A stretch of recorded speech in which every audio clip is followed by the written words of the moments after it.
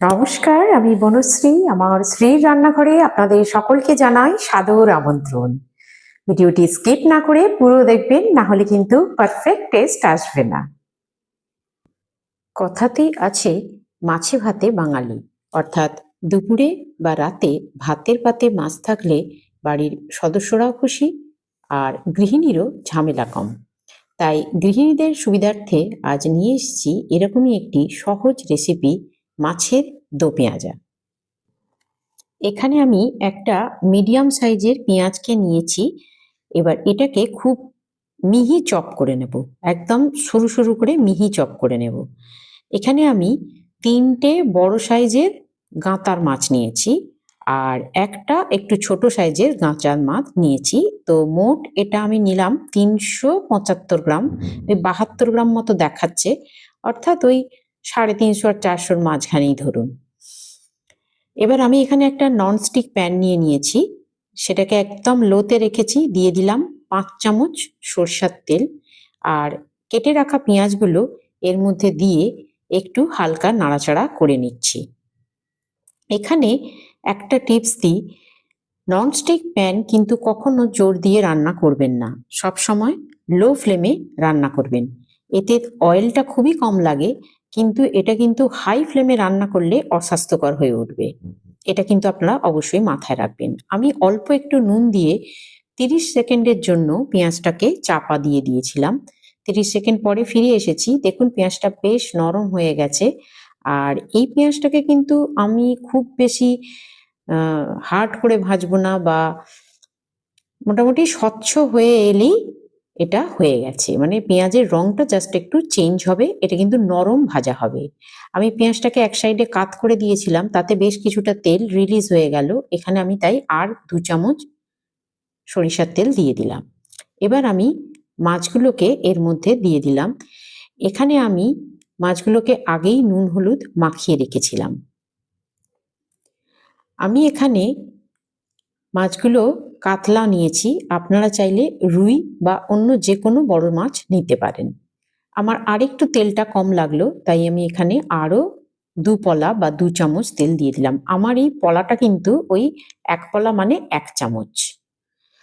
মাছ ভাজা যদি খুব হাই ফ্লেমে বা ছাঁকা তেলে ভাজা হয়, তাহলে কিন্তু তার মধ্যে আমাদের মাছ খাওয়ার যে পুষ্টিগুণ বা প্রোটিন, আমরা তো সেজন্যই খাই, কিন্তু সেইগুলো আমরা কিছুই পাই না, সেই উপকারিতাটা আমাদের নষ্ট হয়ে যায়। তাই মাছকে যদি একটু লো ফ্লেমে সময় নিয়ে অল্প তেলে উল্টে পাল্টে ভেজে নেওয়া হয়, তাহলে কিন্তু তার পুষ্টিগুণও বজায় থাকে এবং সেটা কিন্তু খুবই স্বাস্থ্যকর হয়। মাছটা তো আমরা স্বাদের জন্যও খাই, সেটাও ঠিক কথা, কিন্তু স্বাস্থ্যের কথাটাও তো মাথায় রাখতে হবে। তাই আপনারাও আমি এইভাবেই লো ফ্লেমে অল্প তেলে একটু সময় নিয়ে ভাজার কথাই আপনাদেরকে বলবো। এভাবে ভাজলে কিন্তু আপনারা হয়তো ভাবছেন যে ছাঁকা তেলে ভাজলে স্বাদ বেশি হয়, কিন্তু এইভাবে ভাজলেও কিন্তু আপনারা বুঝতে পারবেন না যে কোনটা ছাঁকা তেলে ভাজা আর কোনটা লো ফ্লেমে সময় নিয়ে ভাজা অল্প তেলে। আমার মোটামুটি মাছগুলো ভাজা হয়ে গেছে উল্টে পাল্টে, আমি এবার এগুলোকে একটা প্লেটে তুলে নিচ্ছি।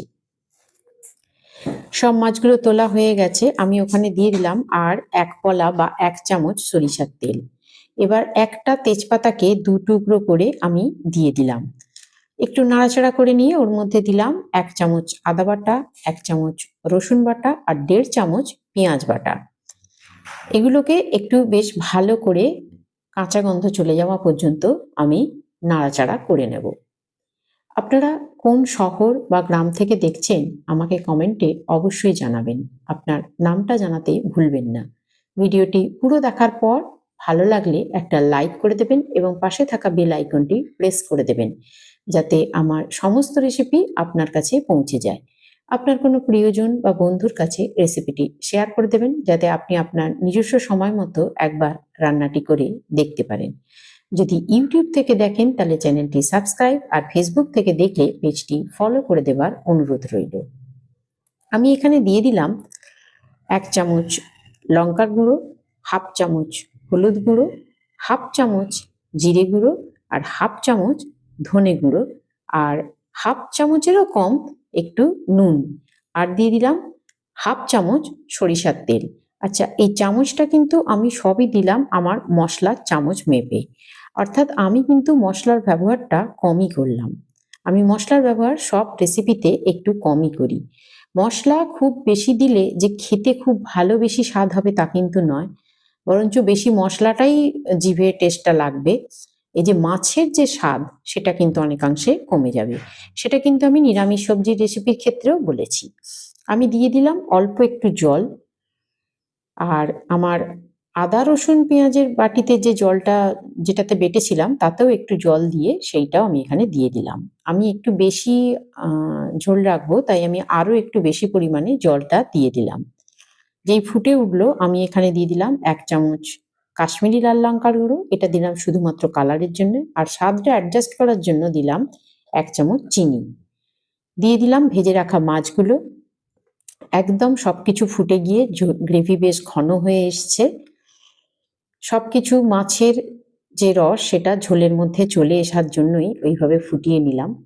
এবার আমি এখানে দিয়ে দেব আমার আগে থেকে ভেজে রাখা পেঁয়াজগুলো। একবার বাটা পেঁয়াজ ব্যবহার করেছি আর একবার ভাজা পেঁয়াজ দিলাম, তাই এর নাম মাছের দো পেঁয়াজা। এর মধ্যে দিয়ে দিলাম হাফ চামচ গোলমরিচের গুঁড়ো, দিয়ে আমি একটু 30 সেকেন্ডের জন্য চাপা দিয়ে দিলাম সবকিছু অ্যাডজাস্ট হওয়ার জন্য।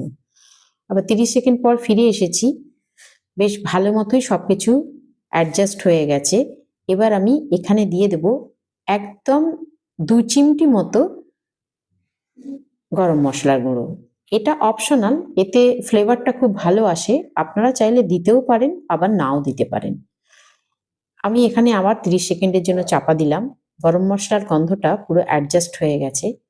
আমাদের মাছের দো পেঁয়াজা একদম রেডি হয়ে গেছে। আপনারা চাইলে গ্রেভিটা আরো একটু কমিয়ে দিতে পারেন। আমি একটা প্লেটে সার্ভ করে নিচ্ছি। দুপুরে বা রাতে গরম গরম ভাত তো বটেই, এমনকি যারা ঠান্ডা ভাতও পাবেন তাদেরও ভালো লাগবে। যেহেতু এই রেসিপিতে কাটিং বা চপিং এর পরিমাণ কম, তাই সময়ও কম লাগে, তাই বাড়িতে কোনো অতিথি এলেও চটজলদি তৈরি করে নিতে পারেন এই স্পেশাল ডিশটি। আশা করি প্রশংসা পাবেন। ছোট থেকে বড় প্রত্যেকেই খুশি হয়ে খাবে।